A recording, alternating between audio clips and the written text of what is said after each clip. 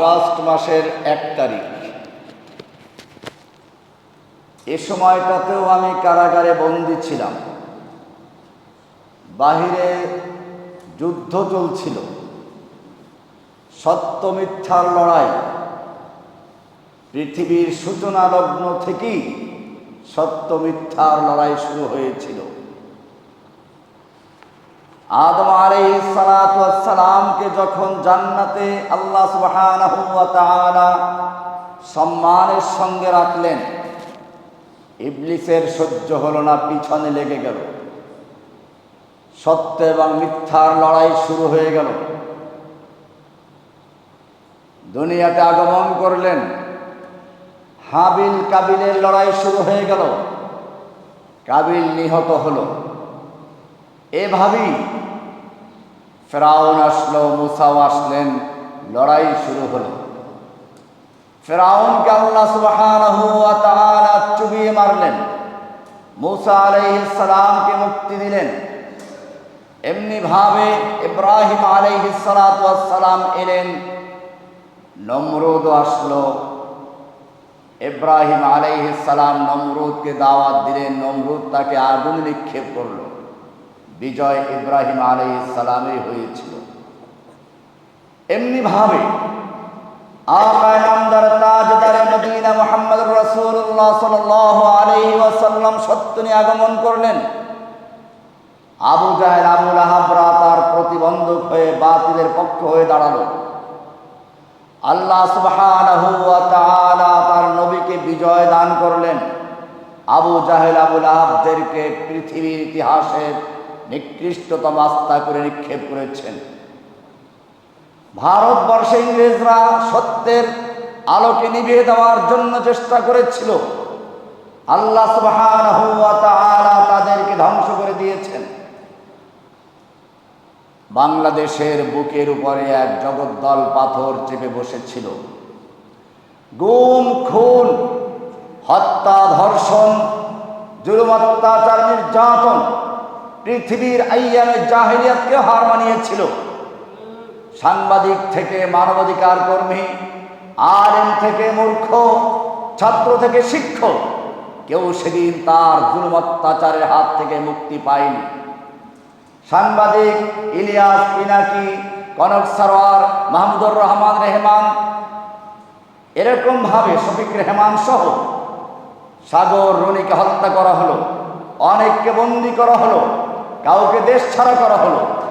আলেম ওলামাদের দিকে তাকালে আমরা দেখতে পাই সাইদি সাহেবকে কারাগারে নির্মমভাবে ধুকে ধুকে বিনা চিকিৎসা হত্যা করা হয়েছে। জসিমউদ্দিন রহমানীকে নির্জন কারাবাসে 1 যুগ পর্যন্ত বন্দী করে রাখা হলো।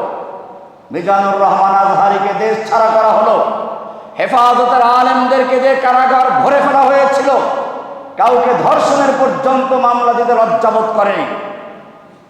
এমনি ভাবে ইলিয়াস আলীকে গুম করা হলো। বাংলাদেশের 3বারের প্রধানমন্ত্রী, তাকে নির্মমভাবে, নির্লজ্জভাবে তার ঘর থেকে তাকে বের করে দেওয়া হলো। সেই মহিলা তার চোখ দিয়ে পানি ঝরিয়েছিল। চিকিৎসার জন্য পর্যন্ত তাকে বাইরে যেতে দেওয়া হলো না। বাড়ির সামনে 3টা ট্রাক দিয়ে তাকে আটকে রাখা হয়েছিল। এমনকি জুলুম ছিল যেটা করেনি। শেষ পর্যন্ত ক্ষমতায় টিকে থাকার জন্য শুরু হলো জুলাই আগস্টের আন্দোলন। জাতিসংঘের হিসাব অনুযায়ী 1400 ছাত্র যুবকদেরকে হত্যা করেছে, যার মধ্যে প্রায় 10 থেকে 12% ছিল একেবারেই শিশু। এখনো অনেকেই চোখ নেই, হাত পা হারিয়ে কাতরাচ্ছে। আমি সেদিন ব্রাহ্মণবাড়িয়ায় গিয়েছিলাম একটা প্রোগ্রামে। একজন লোক আসলো, তার পুরা হাতটা ফুলে আছে, সবগুলো বোমার স্প্রিংটা ঢুকে ভরে আছে, হাতটা কাটতে হবে। আবেদন করলো, আমার এই হাতটা একটু কাটার ব্যবস্থা করে দেন। আমি তাকে ঢাকায় আসতে বলেছি। একটা হাত নিয়ে সে এখনো চলতে পারছে না। কি জুলুম অত্যাচার ছিল! পৃথিবীর মানুষ মনে করেছিল এই জালেম হয়তো চিরস্থায়ী হয়ে যাবে, কিন্তু পৃথিবীর ইতিহাস আল্লাহ রাব্বুল আলামিন বলছেন, ওয়াতিলকাল আইয়ামু নুদাবিলুহা বাইনান নাস পৃথিবীতে যত ফেরাউন, যত শক্তিশালী আবু জাহেল বলা হোক না কেন, আমি কাউকে চিরস্থায়ী করি না, এখানে ক্ষমতার পালা বদল ঘটিয়ে থাকি। ওয়াতিলকাল আইয়ামু নুদাবিলুহা বাইনান নাস। হ্যাঁ, আমি মানুষকে ঢিল দিয়ে থাকি, কিছু সুযোগ দিয়ে থাকি, কিন্তু যদি তারা মনে করে সুযোগটাকে, আল্লাহ বলছেন ফামাহিলিল কাফিরিনা আমহিলহুম রুয়াইদা, ওদেরকে একটু মহলাত দাও। আল্লাহ তাআলা তাই সুযোগ দিয়েছেন, ছেড়ে দেন নাই। আল্লাহ বলছেন ইন্না বাতশা রাব্বিকা লাশাদীদ, কিন্তু জেনে রাখো আল্লাহ যখন ধরবেন তার ধরাটা বড় কঠিন ধরা। তিনি ধরেছেন ফেরাউনকে, চুবিয়ে মেরেছেন। তিনি ধরেছেন আবুল হাবকে, প্লেগ রোগ দিয়ে ধুকে ধুকে মেরেছেন। আবু জাহালদেরকে বদর যুদ্ধে হত্যা করেছেন, নিহত করেছেন। আল্লাহ সুবহানাহু ওয়া তাআলা পরিষ্কার করে কোরআনে বলেছেন, যারাই যুগে যুগে নিজের শক্তি প্রদর্শন করেছে আমি তাদেরকে ভুলে যাই নাই, তারা আমার দৃষ্টি থেকে গাফেল নয়। কোরআনুল কারীমের সূরা ইব্রাহিমের 42 নম্বর আল্লাহ বলছেন, ওয়ালা তাহসাবান্নাল্লাহা গাফিলান আম্মা ইয়ামালুয যালিমুন ইন্নামা ইউআখিরুহুম লিয়াউমিন তাশখাসু ফীহিল আবসার লা ইয়াহসাবান্নাল্লাযীনা লা তাহসাবান্নাল্লাহা ইয়াগফিলু। আল্লাহ তাআলা গাফিল, লা তাহসাবান্নাল্লাহা গাফিলান আম্মা ইয়ামালুয যালিমুন। জালিমরা যা কিছু করে যাচ্ছে এ ব্যাপারে আল্লাহ উদাসীন নন, আল্লাহ গাফিল নন। আল্লাহ রাব্বুল আলামিন ইন্নামা ইউআখিরুহুম, তাদেরকে ঢিল দিচ্ছেন, সুযোগ দিচ্ছেন, লিয়াউমিন তাশখাসু ফীহিল আবসার, এমন একটা দিনের জন্য তাদেরকে ছাড় দিচ্ছেন যাতে করে তারা তাদের জুলুম অত্যাচারের সীমানা অতিক্রম করে আল্লাহর গজবে ধ্বংস হওয়ার জন্য নিজেকে প্রস্তুত করতে পারে। আল্লাহ সুবহানাহু ওয়া তাআলা সেজন্য বলেছেন, ওয়া কাম কাসামনা মিন ক্বরিয়াতিন কানাত যালিমাতান, কত জনপদ যাদের জনপদের অধিবাসীরা নিজেদেরকে অনেক শক্তিশালী মনে করত, আল্লাহ রাব্বুল আলামিন বলছেন আমি তাদেরকে চূর্ণ বিচূর্ণ করে দিয়েছি। ওয়া আনশানা বাদাহা কওমান আখারিন, আমি তারপরে এক নতুন প্রজন্ম তৈরি করেছি, সেই নতুন প্রজন্মই বাংলাদেশে আবার জন্মগ্রহণ করেছে। সূরা আল আম্বিয়া 11 নম্বর আয়াত। এমনি ভাবে আল্লাহ সুবহানাহু ওয়া তাআলা মুমিনদেরকে সান্ত্বনা দিয়েছেন, তোমাদেরকে ভয় পেলে চলবে না। ওয়া কাযালিকা আখযু রাব্বিকা ইযা আখাযাল কুরা ওয়া হিয়া যালিমাতুন ইন্না আখযাহু আলীমুন শাদীদ। আল্লাহ সুবহানাহু ওয়া তাআলা ঢিল দেন, কিন্তু যখন তিনি পাকড়াও করেন তখন তিনি আর তাদের কোনো সুযোগ দেন না। মূলত মুমিনদেরকে আল্লাহ রাব্বুল আলামিন জানিয়ে দিচ্ছেন, আপনারা সূরা আদ-দুহা পড়েছেন, আলাম নাশরা জানেন, এই সূরা দুটোর নাজিল হওয়ার একটা প্রেক্ষাপট ছিল। আল্লাহর রাসূল সাল্লাল্লাহু আলাইহি ওয়াসাল্লামকে মক্কার কাফেররা প্রায় জ্বালাতন করত, এমনকি নিজেরা না পারলে তৎকালীন মদিনার আশপাশে ইহুদিরা ছিল, বনু কুরাইজা, বনু কাইনুকা, বনু নজির, এখানে ইহুদির অনেক বড় বড় আলেমরা ছিল। তাদের কাছে গিয়ে নবীকে আটকানোর জন্য প্রশ্ন শিখে আসতো। এমনই কয়েকটি প্রশ্ন ছিল ইহুদিরা শিখিয়ে দিয়েছিল, তোমাদের নবীকে জিজ্ঞেস করো আসহাবে কাহাফ কারা ছিল, নবীকে জিজ্ঞেস করো রূহ কি জিনিস, নবীকে জিজ্ঞেস করো তিনজন, এরকম আরো কয়েকটি প্রশ্ন ছিল। আল্লাহর রাসূল সাল্লাল্লাহু আলাইহি ওয়াসাল্লামকে তারা প্রশ্ন করল। আল্লাহর রাসূল সাল্লাল্লাহু আলাইহি ওয়াসাল্লাম যেহেতু সবসময় জিবরাইল আগমন করেন, বললেন আগামীকাল উত্তর দেওয়া হবে।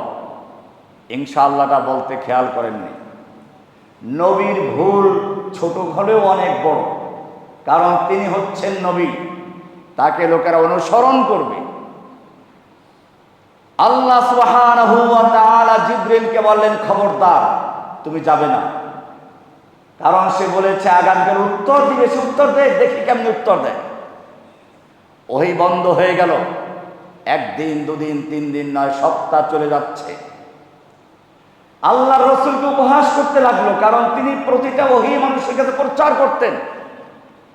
এখন সবাই বলা বলি করতে লাগলো মুহাম্মাদের কাছে একটা শয়তান আসতো, শয়তানটা তাকে ছেড়ে চলে গেছে। আল্লাহর রাসূল সাল্লাল্লাহু আলাইহি ওয়াসাল্লাম খুবই কষ্ট পেতে লাগলেন। এমনকি আবু লাহাবের স্ত্রী আল্লাহ নবীর চাচি এসে বলছে, মুহাম্মদ তোমার কাছে যে শয়তানটা আসতো ওটা তোমাকে ছেড়ে চলে গেছে নাকি? তোমাকে সে ভুলে গেছে। মজাক শুরু করলো। এইভাবে 14টা দিন কেটে যায়। এরপরে আল্লাহ রাব্বুল আলামিন সূরা কাহফের আয়াত নাযিল করেন, ওয়ালা তাকুলান্না লিশাইইন ইন্নী ফাইলুন যালিকা গাদান ইল্লা আন ইয়াশা আল্লাহ। হে নবী, সামনের দিকে যদি আপনাকে কোনো কিছু কেউ জিজ্ঞেস করে অথবা কোনো কিছু বলতে চান বা কোনো অঙ্গীকার করেন ভবিষ্যতের জন্য, আপনি অবশ্যই ইনশাআল্লাহ বলবেন। আল্লাহ যদি চান তাহলে আমি বলবো। আমাদেরও মনে রাখতে হবে, অতীতে যদি আল্লাহ সুবহানাহু ওয়া তাআলা কোনো নেয়ামত দিয়ে থাকেন বা আপনি কাজ করেছেন, আলহামদুলিল্লাহ আমি কাজটি করেছি, আলহামদুলিল্লাহ আমি কথাটা বলেছি, অতীতের জন্য আলহামদুলিল্লাহ, নেয়ামতের শুকরিয়ার জন্য আলহামদুলিল্লাহ। ভবিষ্যতের জন্য যদি কোনো অঙ্গীকার করেন আমি কাজটা করব বা বলবো, তাহলে কি বলতে হবে? ইনশাআল্লাহ। আল্লাহর রাসূল সাল্লাল্লাহু আলাইহি ওয়াসাল্লাম ইনশাআল্লাহ বলতে ভুলে গেলেন। আল্লাহ রাব্বুল আলামিন সাবধান করে দিলেন। জিবরাইল ফেরেশতা পর্যন্ত আবেদন করেছিল, রব্বুল আলামিন তোমার নবী লজ্জিত হচ্ছে। আল্লাহ বলেন লজ্জিত হতে দাও, নবীর ভুল সাধারণ কিছু না, গোটা উম্মত ভুল করে ফেলবে।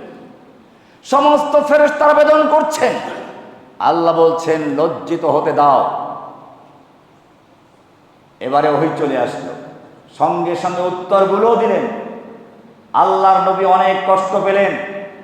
আল্লাহর নবী যখনই কষ্ট পান আল্লাহ তাআলা তখনই সান্ত্বনা দেন, সেটাই বলা হয়েছে ওয়াদ-দুহা ওয়াল-লাইলি ইযা সাজা। উত্তর দিয়ে আল্লাহ রাব্বুল আলামিন রাসূলকে সান্ত্বনাও দিলেন, ওয়াদ-দুহা, হে নবী, এই মক্কার কাফেররা মনে করেছে আপনাকে আপনার রব ছেড়ে দিয়েছে, আপনাকে ভুলে গেছে। আবু জাহেল আবু লাহাবরা তাই মনে করেছে, হাসিনার মতো জালিমরাও মনে করেছিল। আলেম ওলামাদেরকে কারাবন্দী করে, এক একজন আলেমকে তুচ্ছ-তাচ্ছিল্য করে, জুলুম অত্যাচার নির্যাতন করে আলেমদেরকে ধ্বংস করবে, এটাই সে স্বপ্ন দেখেছিল। আর মক্কার কাফেরদের মতো মনে করেছিল তোমাদের আল্লাহ কোথায়, আমাকে সরাসরি এরকম তিরস্কার করা হয়েছে। রহমানী সাহেব সূরা আর রহমানে বলা আছে, ইয়াসআলুহু মান ফিস সামাওয়াতি ওয়াল আরদি কুল্লা ইয়াউমিন হুয়া ফি শাআন। আল্লাহ ব্যস্ত আছেন, তরজমা ভুল করেছে। ওদের 5টা গোলামরা শিখে দিয়েছে আল্লাহ তাআলা ব্যস্ত আছেন, এখন আপনাদেরকে যত অত্যাচার জুলুম করি আমাদেরকে কিছু করবেন না। আল্লাহ একটা থ্রেট দিয়েছেন, সানাফরুগু লাকুম আইয়ুহাস সাকালান, ওহে মানব এবং জিন জাতি, আমি তোমাদের জন্য ফারেক হচ্ছি। আল্লাহ তাআলা ফারেক হচ্ছেন, থ্রেট দিয়েছেন, ধমধমকি দিয়েছেন, কিন্তু এখন কিছুই করবেন না, তিনি ব্যস্ত আছেন। আমরা আপনাদেরকে নিয়ে খেলবো, আপনাদেরকে বিশ্বব্যাপী জঙ্গি হিসেবে আখ্যায়িত করব। আমরা সাইদিকে হজম করেছি, রহমানীকে গ্রেফতার করেছি, আজহারিকে দেশ ছাড়া করেছি, কিছুই তো হয় নাই।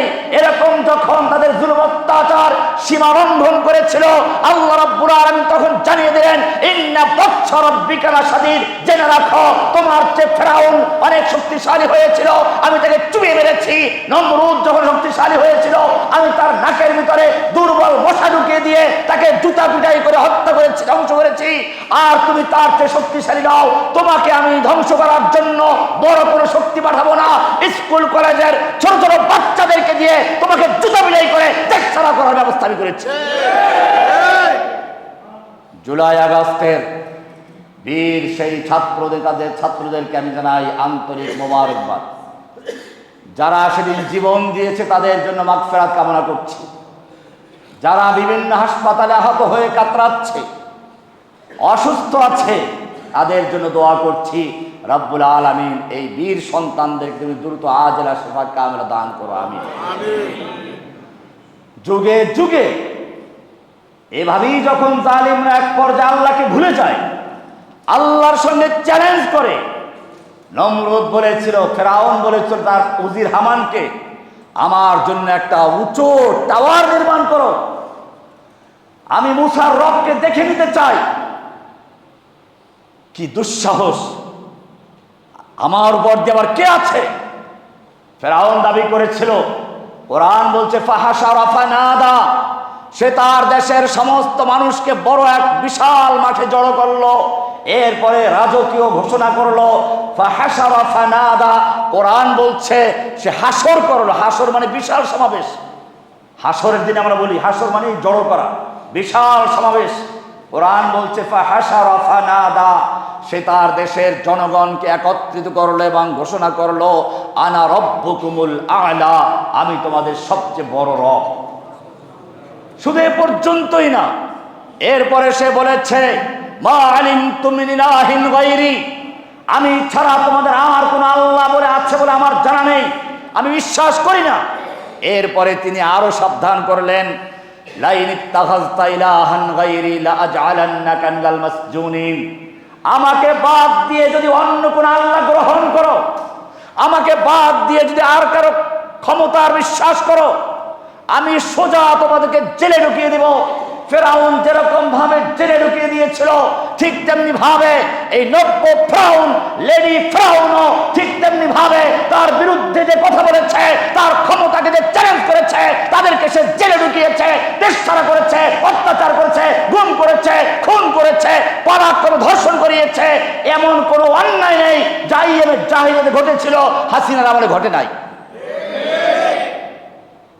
আল্লাহ সুবহানাহু ওয়া তাআলা এজন্য বলেছেন আমি সব দেখছি। ইন্না রাব্বাকা লাবিল মিরসাদ, নিশ্চয়ই তোমার রব ওত পেতে আছেন, মিরসাদ ঘাটি পেতে আছেন, সবকিছু অবলোকন করছেন, পর্যবেক্ষণ করছেন। এজন্য আল্লাহ তাআলা নবীকে যেমন সান্ত্বনা দিয়েছেন, আল্লাহ রাব্বুল আলামিন সেই কথা স্মরণ করিয়ে দেওয়ার জন্য যারা জুলুম নির্যাতন নিপীড়নের শিকার হয়েছে তাদেরকে সান্ত্বনা দিচ্ছেন। অদ্দুহা ওয়াল লাইলি ইযা সাজা, অদ্দুহা, দোহা হচ্ছে যখন 10টা থেকে 12টা পর্যন্ত যে সময়ের আলোক উজ্জ্বল পায়, এটাকে দোহা বলা হয়, চার্চ বলা হয়, তার মানে আলো। ওয়াল লাইলি ইযা সাজা, যখন অন্ধকার আচ্ছাদিত হয়ে যায়, অন্ধকার গোটা পৃথিবীকে ঢেকে নেয়, তার মানে যখনই পৃথিবী অন্ধকারে ঢেকে যায়, মূর্খতা জাহিলিয়াতে ঢেকে যায়, আল্লাহ রাব্বুল আলামিন তখনই এক আলোর বার্তিকা নিয়ে, আলোক ছটা নিয়ে এক আলোর ব্যবস্থা করে দেন। আল্লাহ বলছেন অদ্দুহা ওয়াল লাইলি ইযা সাজা মা ওয়াদ্দাআকা রাব্বুকা ওয়া মা ক্বালা, আপনার রব আপনাকে ছেড়েও দেন নাই, আপনার প্রতি অসন্তুষ্ট হয় নাই। সুতরাং হে ওলামায়ে কেরাম, যারা কারাবন্দী আছো, যারা মুক্তি পেয়েছ, আল্লাহ তাআলা জানিয়ে দিচ্ছেন অদ্দুহা, দিবসের কসম, আলোক উজ্জ্বল দিনের কসম, ওয়াল লাইলি ইযা সাজা, এবং সে রাতের কসম যখন অন্ধকার নেমে এসেছিল। মা ওয়াদ্দাআকা রাব্বুকা ওয়া মা ক্বালা, তোমার রব তোমাকে ছেড়েও দেন নাই, তোমার প্রতি অসন্তুষ্ট হন নাই। তাহলে এত অত্যাচার করা হলো, তুমি কেন দেখো নাই? হ্যাঁ, আমি দেখতে চেয়েছি। আলাম ইয়াজিদকা ইয়াতীমান ফাআওয়া, আল্লাহর নবী মনক্ষুণ্ণ হলেন, আল্লাহ তাআলা সান্ত্বনা দিলেন, আল্লাহর নবী সিজদায় পড়ে গেছেন। আবু জাহেল এসে আল্লাহর নবীর মাথার উপরে উটের নাড়ি বুড়ি চাপিয়ে দেওয়ার ব্যবস্থা করলো। যে এটা করেছিল আল্লাহ তাআলা আবু জাহেলকেও ছাড় দেন নাই, যে এটা চাপিয়ে দিয়েছিল উকবা তাকেও ছাড় দেন নাই। বদরের যুদ্ধে যেই 70 জন নিহত হয়েছিল তার মধ্যে এই লোকগুলোও ছিল, ছেড়ে দেন নাই, ছাড় দিয়েছিলেন।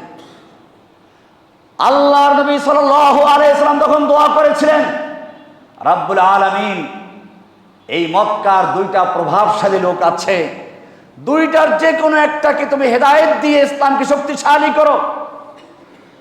দোয়া করেছেন রাতে, দিনের বেলায় দাঁড়ে আর কামে বসে আছেন। ওমর বিন খাত্তাব উন্মুক্ত তরবারি নিয়ে এগিয়ে আসছেন। আল্লাহর নবীর চাচা হামজা বলছেন, ইয়া রাসূলুল্লাহ, ওমর তরবারি উত্তোলন করে এগিয়ে আসছে, আপনি ভিতরে চলে যান, উদ্দেশ্য ভালো হলে আমি ঢুকতে দিব, না তো আমি তার ব্যবস্থা করে দিব। আল্লাহর রাসূল সাল্লাল্লাহু আলাইহি ওয়াসাল্লাম বলেছেন, না, তাকে আসতে দাও। আমার মনে হচ্ছে গত রাতে আমি যে দোয়া করেছিলাম, আমি একটু কষ্ট পেয়েছিলাম, আল্লাহ রাব্বুল আলামিন আবার তার অঙ্গীকার পূরণ করেছেন। ওয়াদ-দুহা ওয়াল-লাইলি ইযা সাজা মা ওয়াদ্দাআকা রাব্বুকা মা ক্বালা। আমার রব আমাকে ছেড়ে দেন নাই, আমার কথা সন্তুষ্ট হন নাই। ওরা আমার উপরে নারী বুড়ি চাপিয়ে দিয়েছিল, আমি আল্লাহর কাছে দোয়া করেছিলাম, আল্লাহ ওমরুল ইসলাম যে আমাকে সুসংবাদ দিয়েছে। ওমর এলো, তরবারিটা রেখে বলল, আশহাদু আল্লা ইলাহা ইল্লাল্লাহ ওয়া আশহাদু আন্না মুহাম্মাদান আবদুহু ওয়া রাসূলুহু। এখন আর গোপনে নয়, প্রকাশ্যে চলুন। আল্লাহর নবী মক্কায় দাওয়াত দিতে গিয়ে যখন একটু হতাশা হলেন, আল্লাহ রাব্বুল আলামিন তায়েফ চলে গেলেন। তিনি তায়েফে গিয়ে দাওয়াত দিলেন, নির্যাতনের সম্মুখীন হলেন, পাথর খেলেন, রক্তাক্ত হলেন, মনে কষ্ট পেলেন। আল্লাহর ফেরেশতা, পাহাড়ে ফেরেশতা এসে বলছে, ইয়া রাসূলুল্লাহ, আপনি হুকুম করুন, তায়েফের পাহাড়গুলো দুদিক থেকে চাপা দিয়ে এদেরকে ধ্বংস করে দেই। আল্লাহর নবী হাত তুলে দোয়া করলেন, আল্লাহ, আমার এই জাতি বুঝতে পারে নাই, চিনতে পারে নাই আমি তোমার রাসূল। চিনতে পারলে ওরা আমার সঙ্গে আচরণ করতো না, ওরা হয়তো ইসলাম কবুল করবে না, ওদের ভবিষ্যৎ প্রজন্ম ইসলাম কবুল করবে। তুমি মেহেরবানি করে ওদেরকে ধ্বংস করো না। চলে আসলেন। মক্কায় এখনো প্রবেশ করেন নাই। মক্কার অদূরে এক জায়গায় দাঁড়িয়ে কোরআন তেলাওয়াত করছেন রাতের বেলায়। জিনেরা যাচ্ছিল, জিনেরা থমকে গেল। কোরআন বলছে, কুল উহিয়া ইলাইয়া আন্নাহু ইসতামাআ নাফারুম মিনাল জিন্নি ফাকালু ইন্না সামি'না কুরআনান আজাবা। একটা আশ্চর্য কোরআন আমরা শুনেছি, ইয়াহদি ইলার রুশদি ফাআমান্না বিহি, যা মানুষকে সত্যের পথে আহ্বান জানায়, সঠিক পথের দিশা দেয়, আমরা তার উপর ঈমান এনেছি। একদিকে তায়েফে কষ্ট পেলেন, আর জিনদের মাধ্যমে আল্লাহ রাব্বুল আলামিন তাকে সুসংবাদ দিয়ে দিলেন। শুধু এটাই না, আল্লাহর নবীর চাচা আবু তালেব এবং খাদিজা, মক্কার দুইজন আল্লাহর রাসূলের খুব একনিষ্ঠ ব্যক্তিত্ব, দুজনই এক বছরেই মারা গেলেন। আল্লাহর নবী কিছুটা অসহযোগী হয়ে গেলেন। আল্লাহ রাব্বুল আলামিন সান্ত্বনা দেন, নবী কষ্ট পেয়েছেন, অসহায়ত্ব বোধ করছেন, একটু গল্প করার প্রয়োজন, একটু সান্ত্বনার প্রয়োজন। যাও জিবরাইল, আমার নবীকে আমার সঙ্গে গল্প করার জন্য মেরাজে ডেকে আনো। এই আল্লাহ তাআলা বলছেন, সুবহানাল্লাযী আসরা বিআবদিহি লাইলাম মিনাল মাসজিদিল হারাম ইলাল মাসজিদিল আকসা।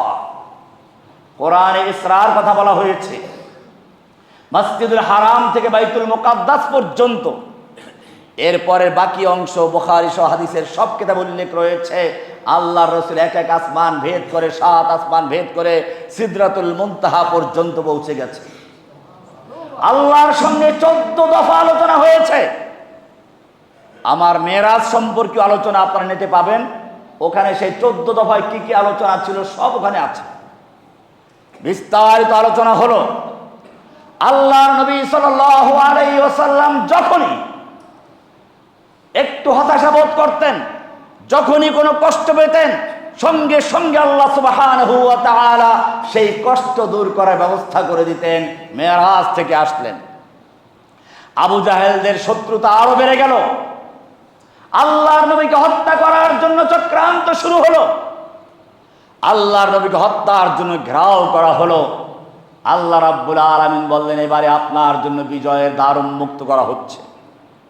আল্লাহ সুবহানাহু ওয়া তাআলা মদিনার লোকদেরকে পাঠিয়ে দিলেন, তাদের সঙ্গে চুক্তি হলো, ওহে মদিনাবাসী, আমি তোমাদের মাঝে যেতে চাই, তোমরা আমাকে নিতে চাও। আমাকে নেওয়ার মানে হচ্ছে আল্লাহ নবীর পক্ষ থেকে। তার চাচা আব্বাস তখনও ইসলাম কবুল করেননি, মদিনাবাসীর সঙ্গে চুক্তি হচ্ছে।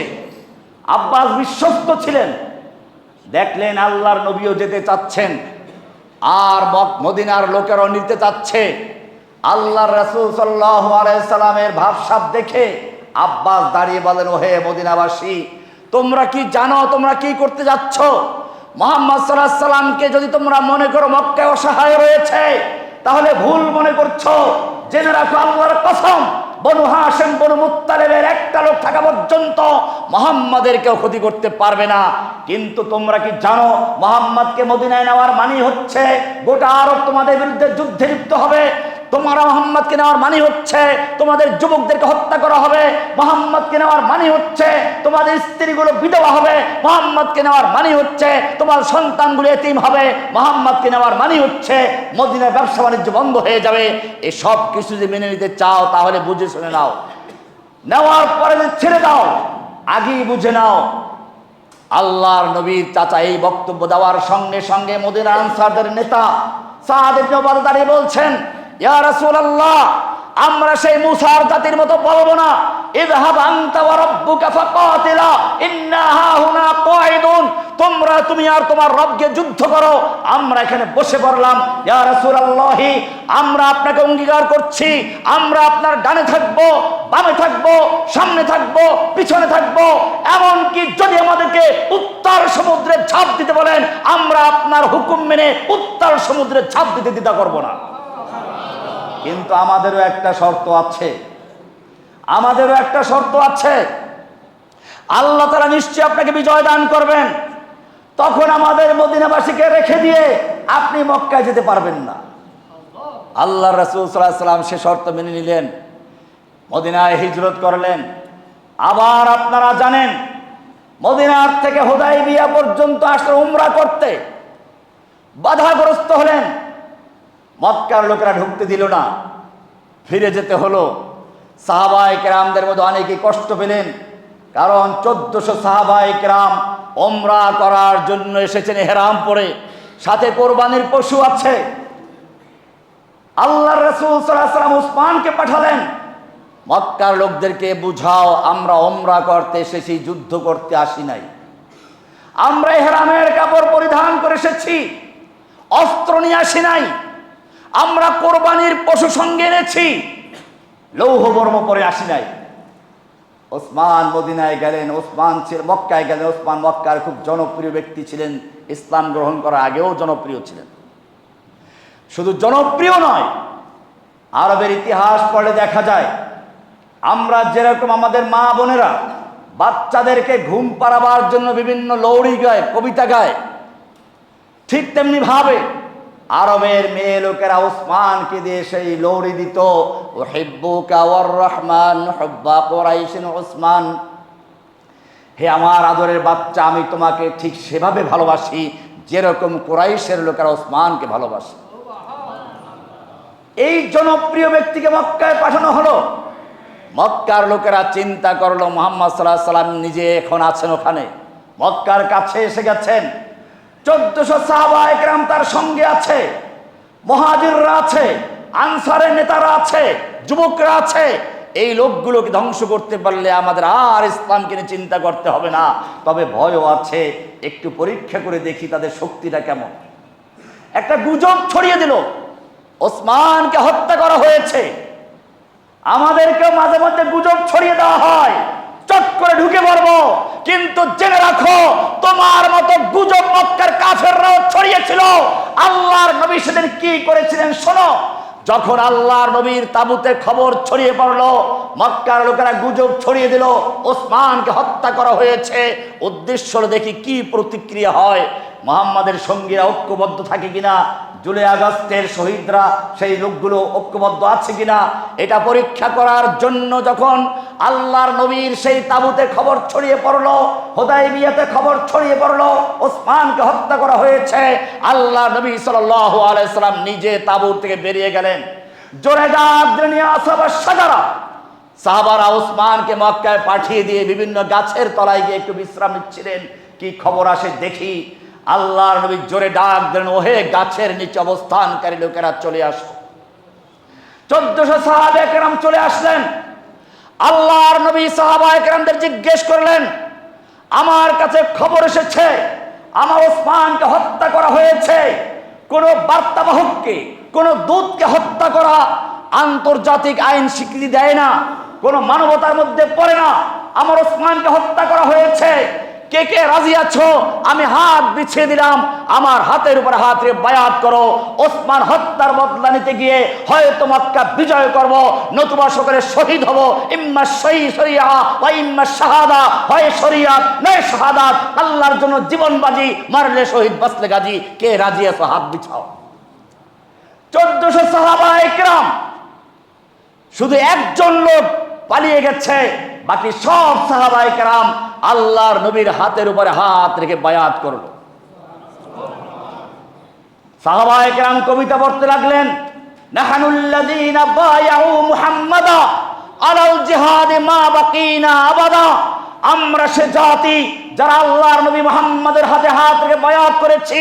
আমাদের দেহের সঙ্গে যতক্ষণ পর্যন্ত রূহ থাকবে, আমাদের দেহের সঙ্গে যতক্ষণ পর্যন্ত মাথা থাকবে, ততক্ষণ পর্যন্ত আমরা পালাবো না, আমরা হটবো না, আমরা লড়াই করে যাব, যুদ্ধ করে যাব, হয়তো শরিয়াত নয় শাহাদাত। আল্লাহর জন্য জীবন বাজি, মারলে শহীদ বাঁচলে গাজী। 1400 সাহাবায়ে কেরাম বায়াত নিলেন, বায়াত আল মাউত হয়ে গেল। মক্কার কাফেরদের কলিজায় জলজলা শুরু হয়ে গেল, ভয় পেয়ে গেল।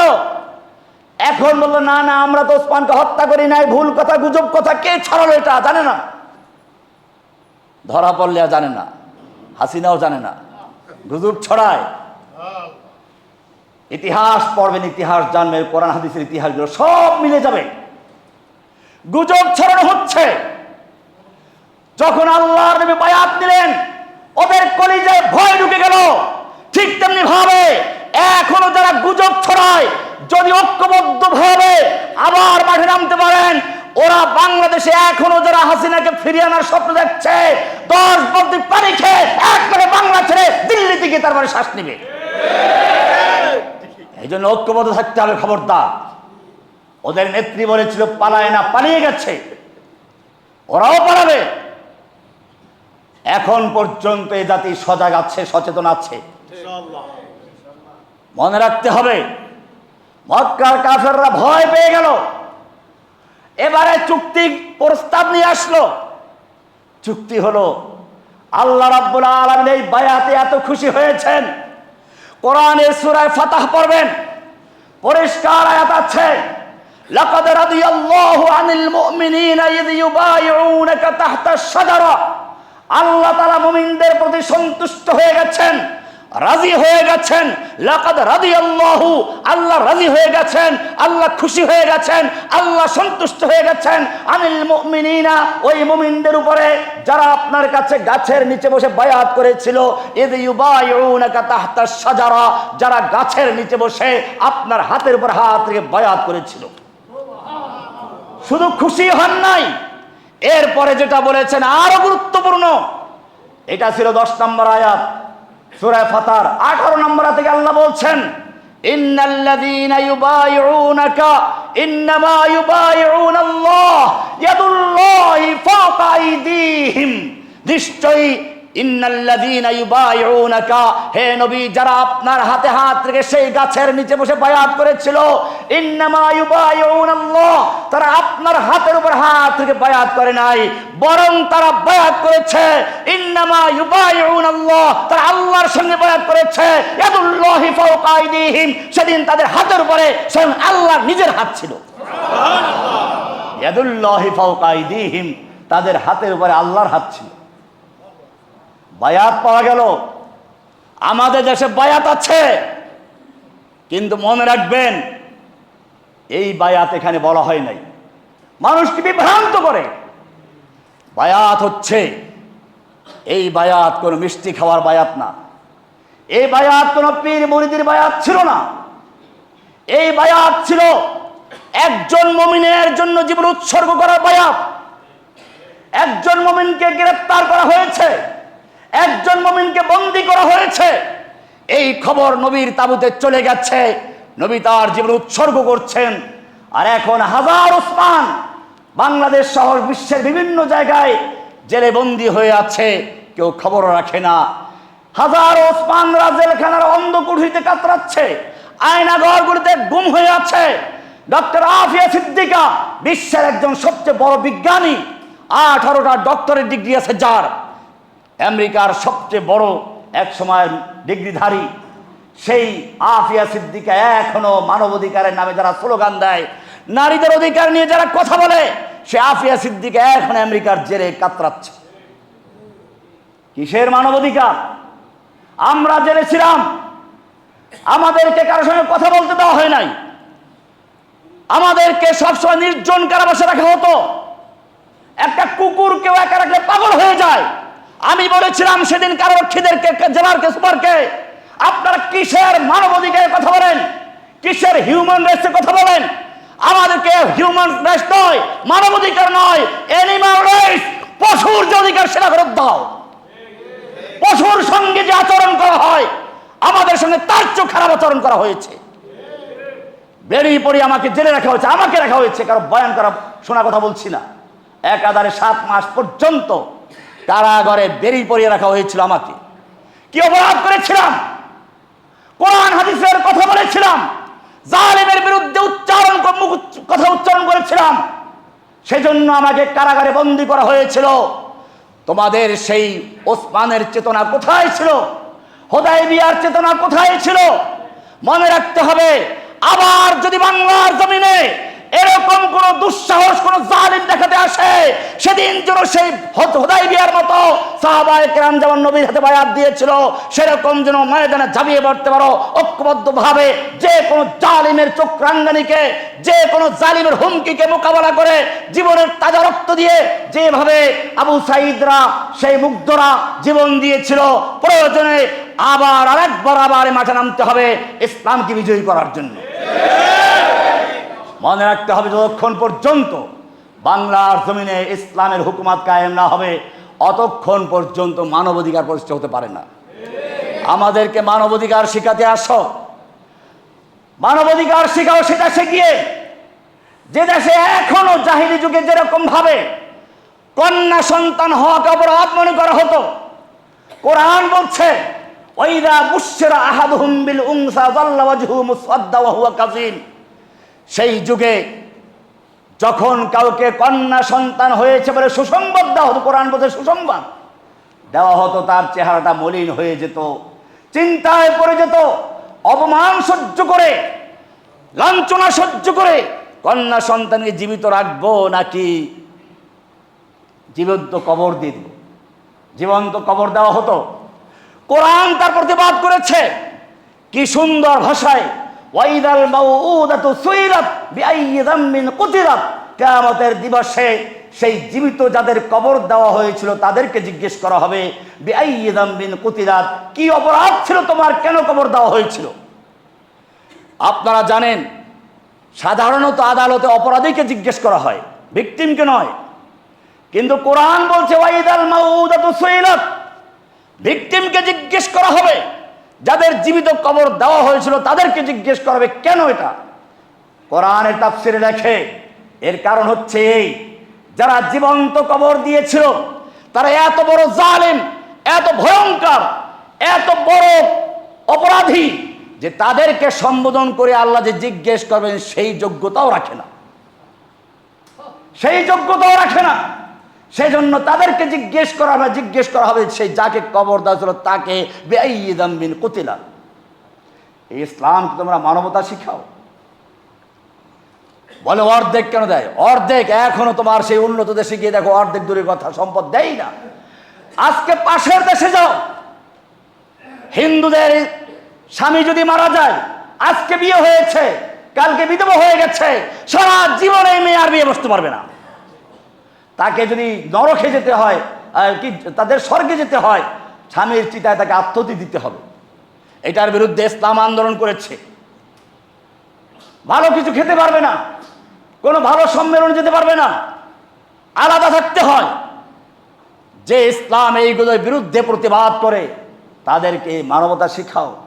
আমি বলছিলাম যে বিষয়টা, আল্লাহ নবী সাল্লাল্লাহু আলাইহি ওয়াসাল্লাম উমরা করতে পারলেন না, চুক্তি করে ফেরত আসতে হচ্ছে। ওমর ইবনে খাত্তাব রাদিয়াল্লাহু তাআলা আনহু আল্লাহর নবীর কাছে গিয়ে সামনে দাঁড়িয়ে বলছেন, আলাস্তা আনতা রাসূলুল্লাহ, আপনি কি আল্লাহর রাসূল নন? অবশ্যই আল্লাহ রাসূল। তা আমরা কি হকের উপরে নই? অবশ্যই আছি। আমাদের কোরআন কি সত্য নয়? অবশ্যই সত্য।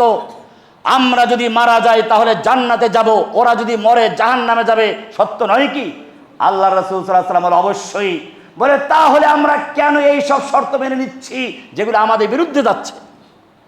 এবার উমরা করতে পারবো না, ফেরত যেতে হবে। আগামী বছর আসবো, 3 দিন থাকতে পারবো, বেশি থাকতে পারবো না। তরবারি ছাড়া অন্য কোনো অস্ত্র আনতে পারবো না, সে তরবারিও খাবের ভিতরে থাকবে।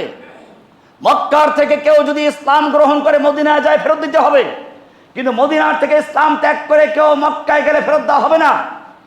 এই শর্তগুলো দেওয়া হলো, আল্লাহ রাসূল মেনে চুক্তি করলেন। ওমর বিন খাত্তাব তাই প্রশ্ন করলেন, যদি আমাদের মৃত্যু হয়, আমরা জান্নাতে চলে যাই, ওরা মরলে জাহান্নামে যায়, তাহলে কেন আমরা এই অপমানজনক শর্তগুলো সহ্য করে নিচ্ছি, মেনে নিচ্ছি?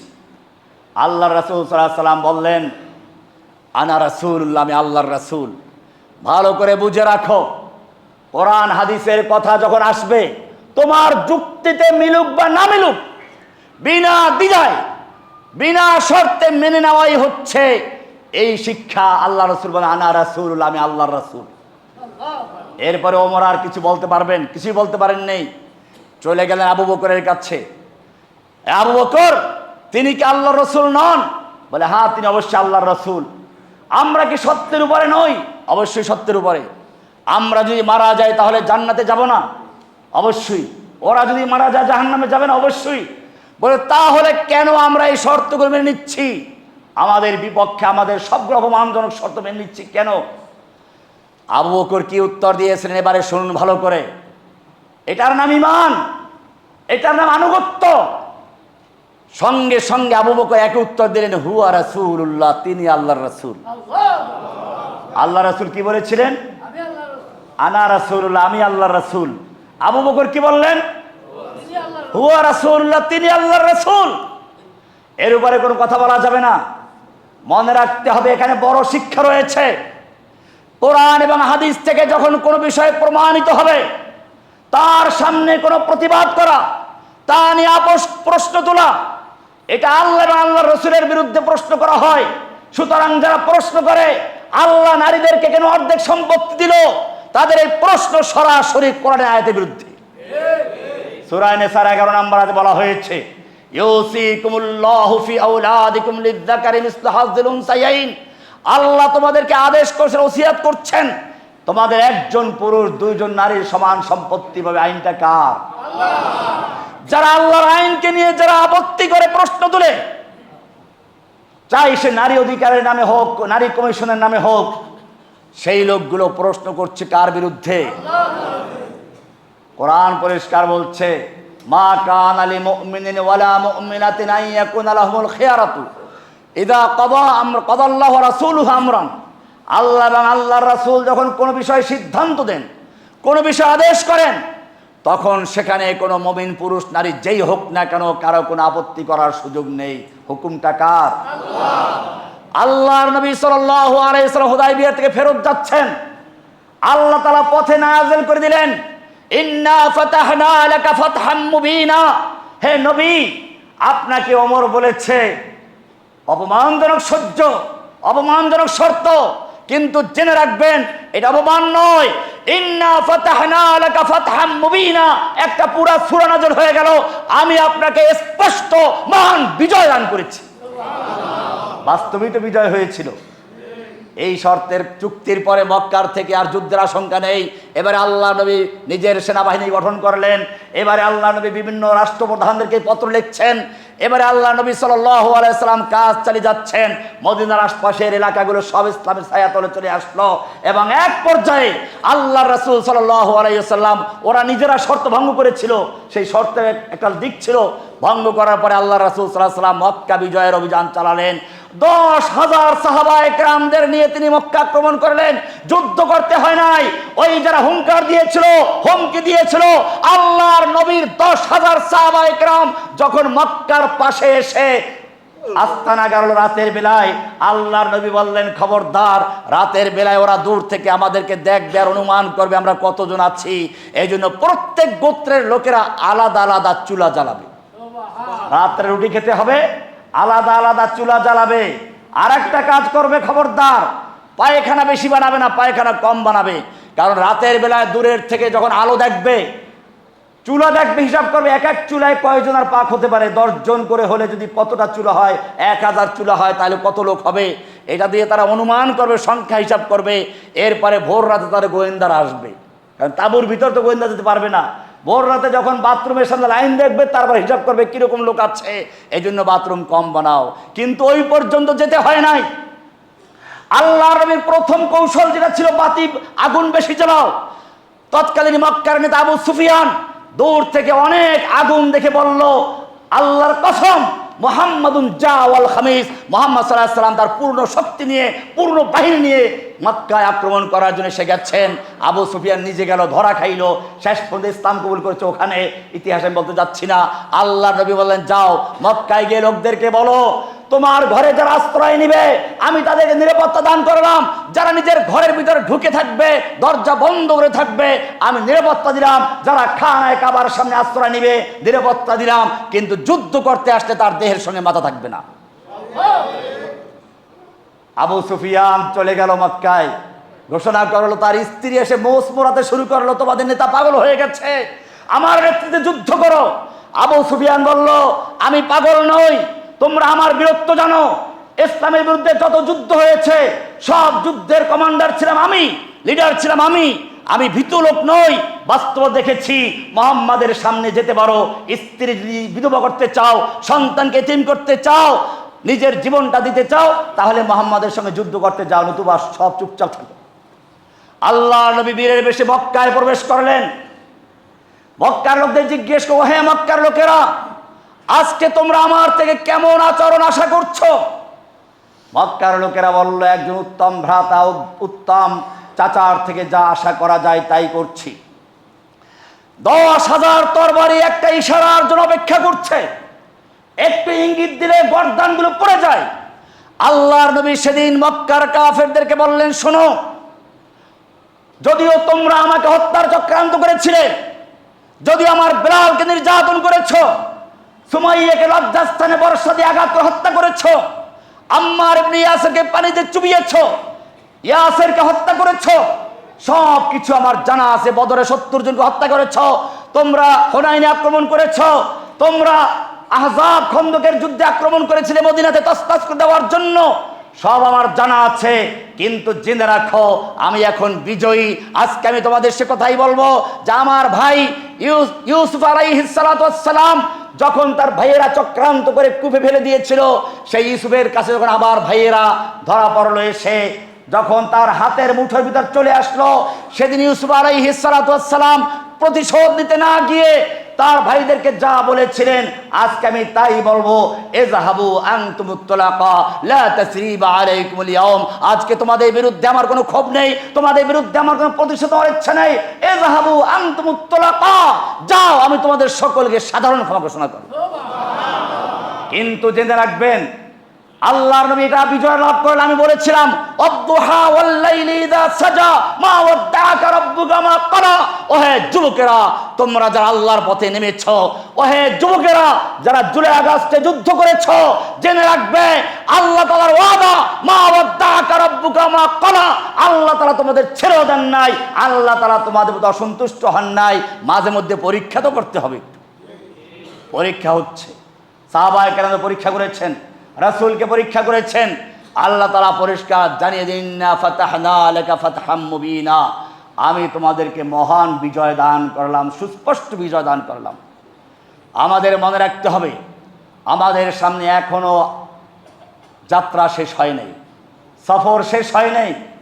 যতক্ষণ পর্যন্ত এই বাংলার জমিনে আল্লাহর কোরআন দিয়ে শাসন ব্যবস্থা কায়েম না হবে, যতক্ষণ পর্যন্ত বাংলাদেশের সংসদে, আদালতে, সব জায়গায় কোরআনের রাজ কায়েম না হবে, ইনশাআল্লাহ ততক্ষণ পর্যন্ত আমাদের সংগ্রাম ও আন্দোলন চালিয়ে যেতে হবে ইনশাআল্লাহ।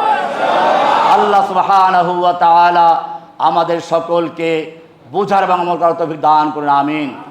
এই জুলাই আগস্টে যারা নিহত হয়েছে, তাদের মধ্যে যারা ঈমানের সঙ্গে মৃত্যুবরণ করেছেন, আল্লাহ তাদের সকলকে জান্নাতুল ফেরদাউসের মেহমান বানিয়ে দিন, আমিন।